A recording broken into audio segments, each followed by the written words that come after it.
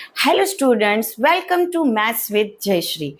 Today I will explain what is a polynomial. Polynomial is an expression. It is made up of variables, coefficients and power. In this given expression, x is a variable, 3, 5, minus 2 are called the coefficients and 2 is a power. So the given expressions are polynomial or not. How we can check? Always we have to check the variable's power. Variable's power should be whole number. Whole number means 0 and all the positive numbers.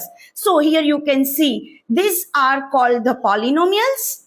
Yes, but if the power is the negative and in the fraction form, so these are not called the polynomial. So always the given expressions are polynomial or not, we have to check the power.